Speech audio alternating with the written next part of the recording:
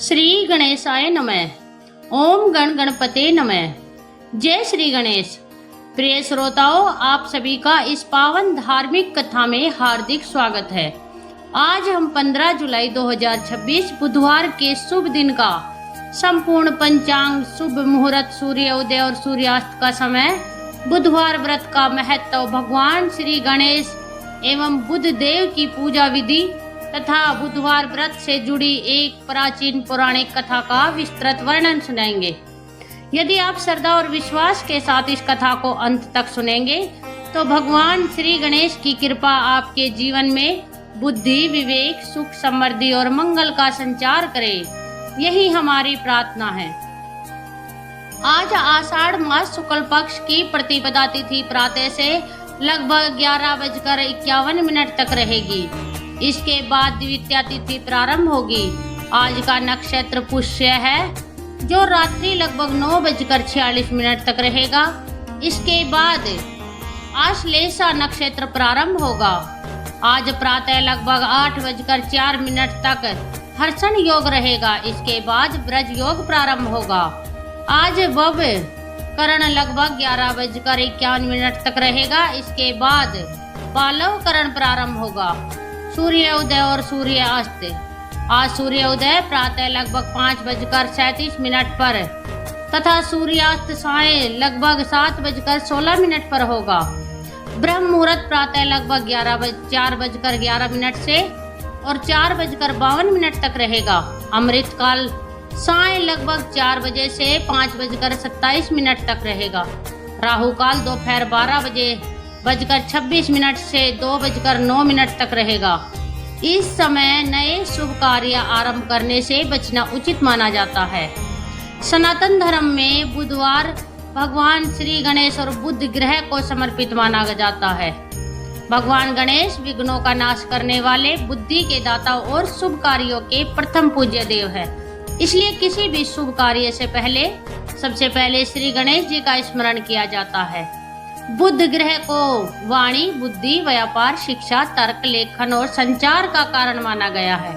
इसलिए विद्यार्थी, व्यापारी, लेखक, कलाकार और नौकरी करने वाले लोगों के लिए बुधवार का विशेष महत्व बताया गया है। प्रातःकाल स्नान कर हरे या स्वच्छ वस्त्र धारण करें। पूजा स्थान में भगवान श्री गणेश की प्रतिमा या चित्र स्थापित करें। उन्हें दूर्वा, हरे पुष्प, अक्षत, चंदन, धूप, दीप और मोदक या लड्डू का भोग अर्पित करें। इसके बाद श्रद्धा से इस मंत्र का जप करें, ओम गण गणपते नमः। यदि समय हो तो गणपति अर्थ शीश, संकट नाशक, गणेश स्तोत्र या गणेश चालीसा का पाठ करें। पूजा के अंत में भगवान से प्रार्थना करें, हे विघ्नहर्ता, हमारे जीवन के सभी विघ्न दूर करें, हमें सुबुद्धि दे, हमारे परिवार में सुख, शांति और समृद्धि बनाए रखे। बुधवार व्रत का उद्देश्य है भक्तों, बुधवार का व्रत केवल धन प्राप्ति के लिए नहीं बल्कि बुद्धि, विवेक, मधुर वाणी, धैर्य और सही निर्णय लेने की क्षमता विकसित करने के लिए भी किया जाता है। कहा जाता है कि जहां भगवान गणेश की कृपा होती है वहां कार्यों में आने वाली बाधाएं धीरे धीरे दूर होने लगती है और जीवन में शुभता का प्रवेश होता है। लेकिन क्या आप जानते हैं कि एक समय एक धनी व्यापारी ने भगवान गणेश के व्रत का अनादर किया था, जिसके कारण उसका पूरा जीवन बदल गया था। कैसे उसे अपनी भूल का एहसास हुआ और किस प्रकार भगवान गणेश ने अनंत उस पर कृपा की, इस अद्भुत और शिक्षाप्रद पौराणिक कथा का आरंभ अब हम करते हैं। श्री गणेशाय नमः। प्रिय श्रोताओं, अब प्रारंभ होती है बुधवार व्रत से जुड़ी एक प्राचीन और अत्यंत प्रेरणादायक पौराणिक कथा। यह कथा हमें सिखाती है कि भगवान गणेश केवल धन देने वाले देवता नहीं है बल्कि वे मनुष्य को सही समय पर सही बुद्धि भी प्रदान करते हैं।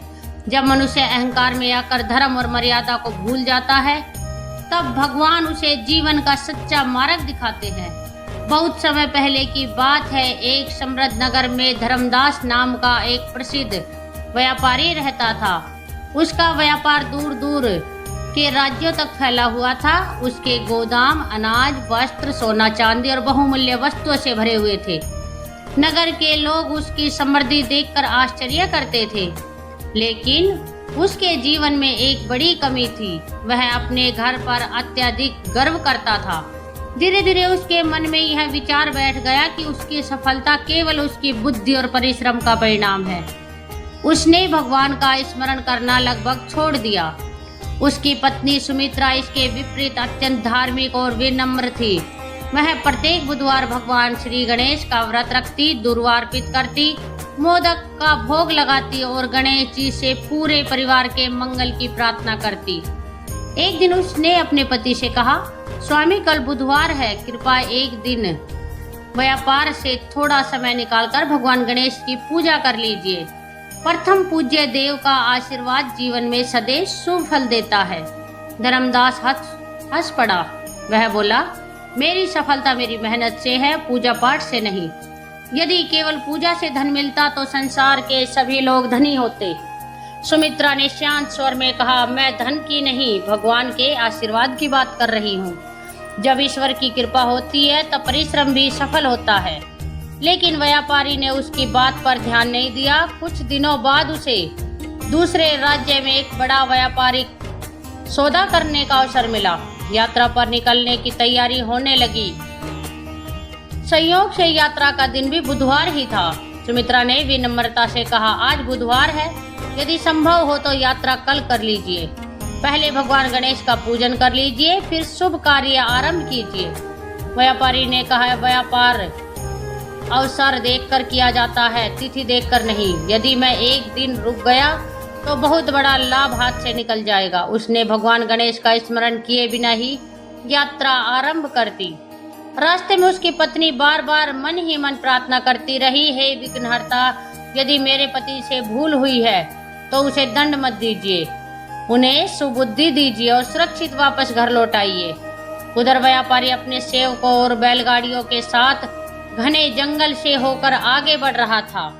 दोपहर का समय था। अचानक आकाश में काले बादल छा गए। तेज आंधी चलने लगी। बैल घबरा गए। कुछ ही देर में इतनी तेज वर्षा हुई कि रास्ता दिखाई देना बंद हो गया। व्यापारी ने सोचा, यह तो केवल मौसम की बात है, थोड़ी देर में सब ठीक हो जाएगा। लेकिन यह तो उसके जीवन की कठिन परीक्षा की शुरुआत थी। आंधी थमने के बाद जब उसने अपने सामान की गिनती कराई तो पता चला कि बहुमूल्य रत्नों से भरी एक बड़ी संदूक गायब है। उसके सेवक चारों ओर खोजने लगे, लेकिन संदूक कहीं नहीं मिला। व्यापारी चिंतित हो उठा। उसने यात्रा जारी रखने का निर्णय लिया, लेकिन उसे नहीं पता था कि आगे उसका सामना ऐसी घटनाओं से होने वाला है जो उसके पूरे जीवन की दिशा बदल देगी। क्या व्यापारी को अपना खोया हुआ धन वापस मिलेगा? क्या उसे अपनी भूल का एहसास होगा? क्या भगवान श्री गणेश उसकी परीक्षा ले रहे हैं? प्रिय श्रोताओं, अब आप सुनेंगे कि किस प्रकार धन के अभिमान में डूबे व्यापारी धर्मदास ने अपनी पत्नी की बात नहीं मानी और बुधवार के दिन बिना भगवान गणेश का स्मरण किए व्यापार यात्रा पर निकल पड़ा। रास्ते में भीषण वर्षा और आंधी आई और उसका बहुमूल्य रत्नों से भरा संदूक रहस्यमयी ढंग से गायब हो गया। अब आगे सुनिए। संदूक खो जाने के बाद भी धर्मदास ने अपने मन को समझाया, कोई बात नहीं, मेरे पास अभी भी बहुत धन है। एक संदूक चला गया तो क्या हुआ, लेकिन भगवान की लीला अभी समाप्त नहीं हुई थी। कुछ दिनों बाद वह दूसरे राज्य की राजधानी पहुंचा। वहां उसने अपने व्यापार का सामान बाजार में सजवाया। दूर दूर से व्यापारी उसके पास आने लगे। पहले दिन व्यापार अच्छा हुआ, दूसरे दिन भी लाभ मिला। धर्मदास का अभिमान फिर जाग उठा। वह मन ही मन बोला, देखो, मेरी सफलता मेरी बुद्धि से है, कोई देवता मेरे भाग्य को नहीं बदल सकता। उसी रात नगर के राजमहल में चोरी हो गई। राजा का बहुमूल्य रत्न हार गायब हो गया। पूरा नगर सैनिकों से भर गया।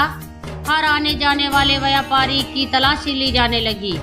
सुबह जब सैनिक धर्मदास के डेरे पर पहुंचे तो उसके एक संदूक में वही रत्नहार मिला।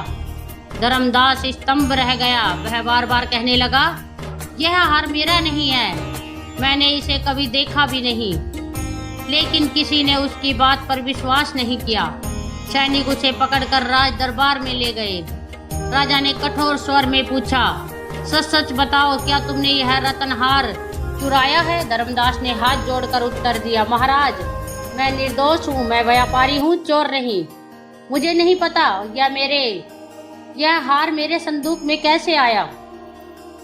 राजा ने मंत्रियों से विचार विमर्श किया। सभी ने कहा प्रमाण इसी के विरुद्ध है। राजा ने आदेश दिया, जब तक सत्य सामने नहीं आता इसे कारागार में रखा जाए।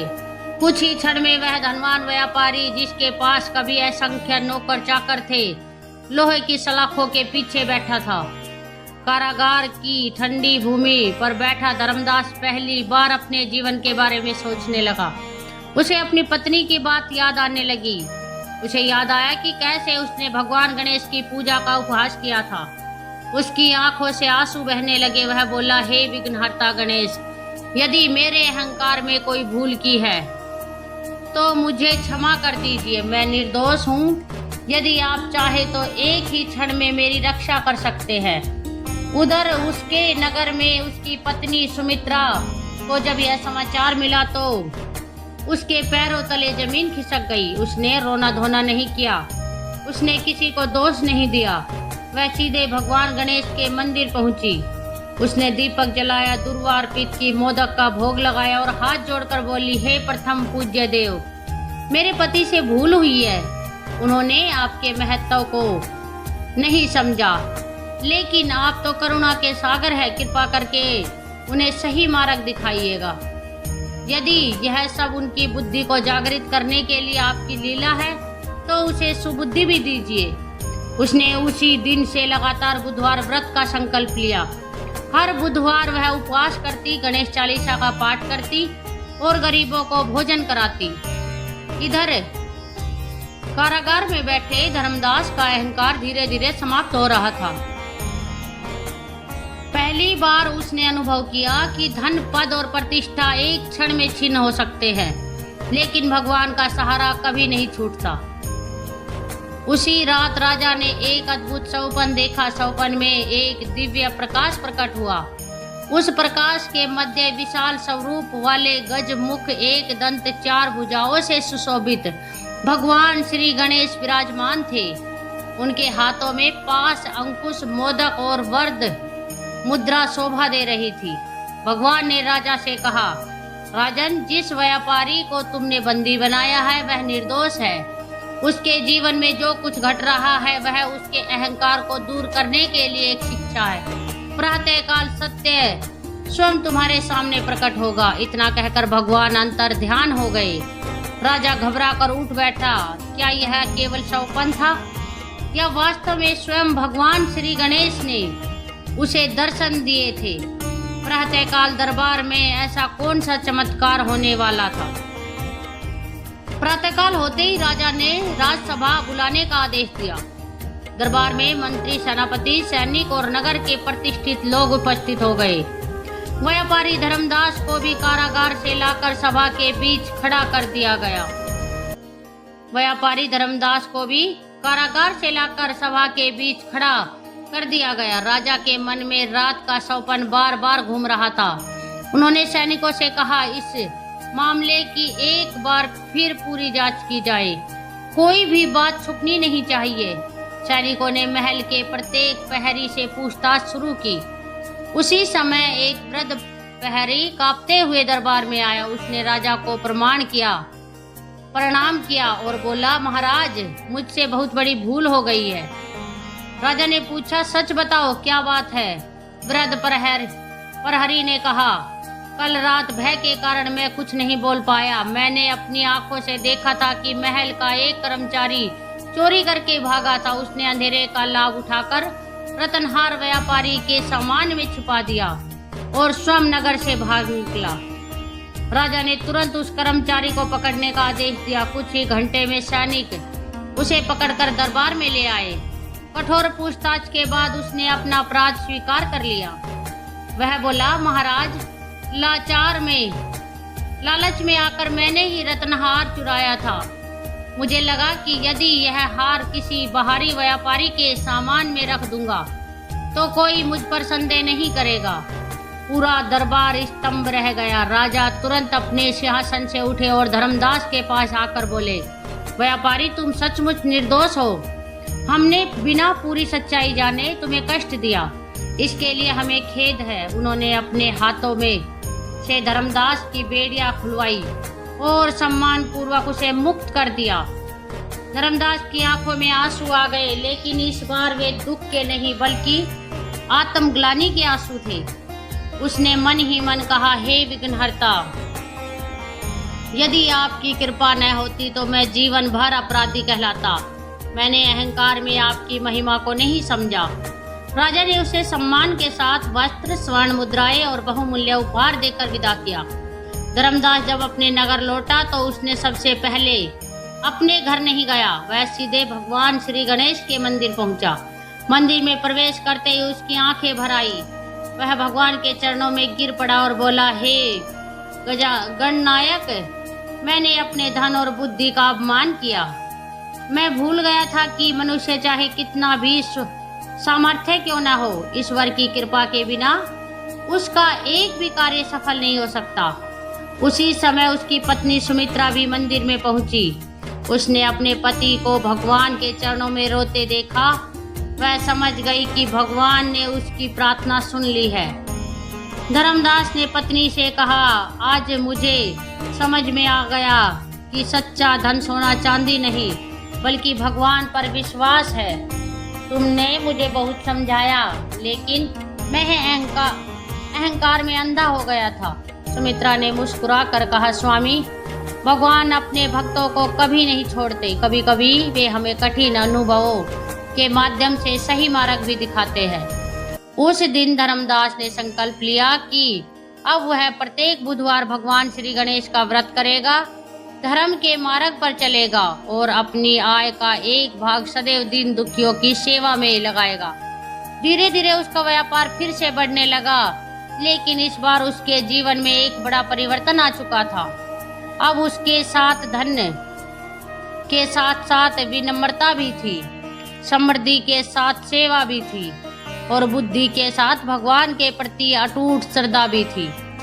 श्रोताओं, भगवान श्री गणेश की यह कथा हमें यह शिक्षा देती है कि अहंकार मनुष्य का सबसे बड़ा शत्रु है। धन, पद और प्रतिष्ठा क्षण भर में बदल सकते हैं, लेकिन सुबुद्धि, विनम्रता और ईश्वर पर विश्वास मनुष्य को हर कठिनाई से पार ले जाते हैं। लेकिन क्या केवल बुधवार का व्रत रखने से ही भगवान गणेश प्रसन्न होते हैं? अब हम एक अत्यंत प्रसिद्ध पौराणिक कथा सुनेंगे, जिससे पता चलता है कि भगवान श्री गणेश को दूर्वा इतनी प्रिय क्यों है। यह कथा प्राचीन पुराणों और गणेश भक्ति की परंपराओं में अत्यंत प्रसिद्ध है। बहुत समय पहले की बात है, एक अत्यंत भयानक असुर था जिसका नाम अनलासुर था। उसका शरीर अग्नि के समान प्रज्वलित रहता था। उसकी आंखों से अग्नि की ज्वालाएं निकलती थी और उसके क्रोध से धरती कांप उठती थी। जहां भी वह जाता वहां अग्नि फैल जाती, वन जल जाते, नदियों का जल सूखने लगता, ऋषि मुनियों के आश्रम नष्ट होने लगे। देवता भी उसके आतंक से भयभीत हो गए। सभी देवगण भगवान ब्रह्मा, भगवान विष्णु और भगवान शिव के पास पहुंचे और प्रार्थना करने लगे, प्रभु, अनलासुर के अत्याचारों से तीनों लोग पीड़ित हैं, कृपा करके इस संकट से रक्षा कीजिए। तब सभी देवताओं ने एक स्वर में कहा, इस संकट का अंत केवल विघ्नहर्ता भगवान श्री गणेश ही कर सकते हैं। सभी देवता कैलाश और फिर भगवान गणेश के दिव्य धाम पहुंचे। उन्होंने हाथ जोड़कर विनती की, हे गजानंद, हे गणनायक, आप ही देवताओं और भक्तों के रक्षक हैं, कृपा करके इस दैत्य का अंत कीजिए। भगवान श्री गणेश ने शांत स्वर में कहा, भय मत करो, जब तक धर्म की रक्षा के लिए मेरा स्मरण किया जाएगा, अधर्म अधिक समय तक टिक नहीं सकेगा। इतना कहकर वे युद्ध भूमि की ओर चल पड़े। अनलासुर ने जैसे ही भगवान गणेश को देखा, वह जोर जोर से हंसने लगा। उसने कहा, क्या देवताओं को मेरी शक्ति का सामना करने के लिए एक बालक मिला है? भगवान गणेश मुस्कुराए। उन्होंने उत्तर दिया, अहंकार का अंत निश्चित होता है, आज तुम्हारे अत्याचार समाप्त होंगे। यह सुनते ही अनलासुर ने अपने मुख से अग्नि की भयानक लपटें निकाली। पूरा आकाश लाल हो गया, पर्वत कांपने लगे, देवता भयभीत होकर दूर खड़े हो गए। लेकिन भगवान गणेश बिना विचलित हुए आगे बढ़ते रहे। फिर एक ही क्षण में उन्होंने अपना विराट रूप धारण किया। उन्होंने अनलासुर को अपनी दिव्य शक्ति से पकड़ लिया और उसे पूरा का पूरा निगल लिया। क्षण भर में दैत्य का आतंक समाप्त हो गया। तीनों लोकों में आनंद छा गया। देवताओं ने पुष्प वर्षा की और भगवान श्री गणेश की जय जयकार करने लगे। लेकिन इसके बाद एक नई समस्या उत्पन्न हुई। अनलासुर अग्नि का स्वरूप था। उसे निगल लेने के कारण भगवान गणेश के उदर में असहनीय गर्मी उत्पन्न हो गई। उनके शरीर से तेज अग्नि निकलने लगी। देवता चिंतित हो उठे। इंद्र ने वर्षा कराई। चंद्रदेव ने अपनी शीतल किरणें बिखेरी। वरुण देव ने शीतल जल अर्पित किया। ऋषियों ने अनेकों सिद्धियां दी, लेकिन भगवान के शरीर की गर्मी कम नहीं हुई। तब महर्षि कश्यप ने विनम्रता से 21 छोटी छोटी दुर्वा की गांठें भगवान श्री गणेश के मस्तक और शरीर पर अर्पित की। जैसे ही दुर्वा भगवान को स्पर्श हुई, उनके शरीर की अग्नि शांत होने लगी। कुछ ही क्षणों में उन्हें पूर्ण शीतलता का अनुभव हुआ। भगवान श्री गणेश अत्यंत प्रसन्न हुए। उन्होंने कहा, आज से जो भी भक्त श्रद्धा और प्रेम से मुझे दुर्वा अर्पित करेगा, उसकी पूजा मुझे अत्यंत प्रिय होगी। तभी से भगवान गणेश की पूजा में दुर्वा का विशेष महत्व माना जाता है। इसके बाद देवताओं ने भगवान को मोदक का भोग अर्पित किया। मोदक ग्रहण करते ही भगवान गणेश प्रसन्न होकर बोले, यह प्रसाद ज्ञान, संतोष और आनंद का प्रतीक होगा। जो भक्त श्रद्धा से मुझे मोदक अर्पित करेगा, उसे मैं बुद्धि, विवेक और मंगल का आशीर्वाद दूंगा। श्रोताओं, इस कथा का संदेश बहुत गहरा है। अनलासुर केवल एक दैत्य नहीं, बल्कि हमारे भीतर का क्रोध, अहंकार, लालच और ईर्ष्या भी है। और दुर्वा केवल एक घास नहीं, बल्कि शीतलता, विनम्रता और संयम का प्रतीक है। जब मनुष्य अपने भीतर के क्रोध को शांत करता है, अहंकार को त्यागता है और विनम्रता अपनाता है, तभी भगवान गणेश की कृपा का वास्तविक अनुभव करता है। लेकिन क्या आप जानते हैं कि बुधवार के दिन हरे रंग का विशेष महत्व क्यों माना गया है? बुध ग्रह का भगवान गणेश से क्या संबंध है? जय श्री गणेशाय। अब चलिए जानते हैं कि बुधवार का संबंध बुध ग्रह से क्यों माना गया है और इस दिन भगवान गणेश की पूजा का विशेष महत्व क्या है। सनातन धर्म में नवग्रहों का विशेष स्थान बताया गया है। प्रत्येक ग्रह मनुष्य के जीवन के किसी न किसी पक्ष का प्रतिनिधित्व करता है। इसमें बुध ग्रह को बुद्धि, वाणी, शिक्षा, व्यापार, लेखन, तर्क, गणना और संवाद का कारण माना गया है। जिस व्यक्ति पर बुध ग्रह की शुभ दृष्टि होती है, उसकी वाणी मधुर होती है। वह सोच समझकर निर्णय लेता है, लोगों का विश्वास जीतता है और अपने ज्ञान के बल पर आगे बढ़ता है। लेकिन शास्त्र यह भी बताते हैं कि केवल ग्रहों की स्थिति ही सब कुछ नहीं बदलती। मनुष्य के कर्म, उसका स्वभाव और ईश्वर के प्रति उसकी श्रद्धा भी उतनी ही महत्वपूर्ण होती है। इसलिए बुधवार के दिन भगवान श्री गणेश की आराधना का विधान बताया गया है। भगवान गणेश को बुद्धि, विवेक और शुभ आरंभ के देवता कहा गया है। वे केवल विघ्नों को दूर ही नहीं करते, बल्कि सही मार्ग लेने की शक्ति भी प्रदान करते हैं। एक समय की बात है, एक नगर में विद्यासागर नाम का एक युवा रहता था। वह पढ़ा लिखा तो बहुत था, लेकिन उसका स्वभाव अत्यंत कटु था। उसे अपने ज्ञान का इतना अभिमान था कि वह किसी की बात ध्यान से सुनता ही नहीं था। यदि कोई उसे सलाह देता तो वह उसका उपहास कर देता। धीरे धीरे लोग उससे दूर होने लगे। उसका व्यापार भी घटने लगा, क्योंकि ग्राहक उसकी कठोर वाणी से दुखी होकर वापस लौट जाते थे। एक दिन नगर के बाहर रहने वाले एक वृद्ध संत ने उसे बुलाया और पूछा, पुत्र तुम इतने उदास क्यों रहते हो? विद्यासागर बोला, गुरुदेव मैं विद्वान हूँ, परंतु न व्यापार चलता है, न मित्र साथ देते हैं और न ही मन को शांति मिलती है। संत मुस्कुराए और बोले, तुम्हारी समस्या ज्ञान की कमी नहीं, विनम्रता की कमी है। युवक ने आश्चर्य से पूछा, क्या केवल विनम्रता से जीवन बदल सकता है? संत ने उत्तर दिया, ज्ञान वह दीपक है जो मार्ग दिखाता है, लेकिन विनम्रता वह तेल है जिससे दीपक जलता रहता है। यदि मन में अहंकार हो तो ज्ञान भी अंधकार बन जाता है। फिर संत ने उसे बुधवार का व्रत रखने और भगवान गणेश की आराधना करने का उपदेश दिया।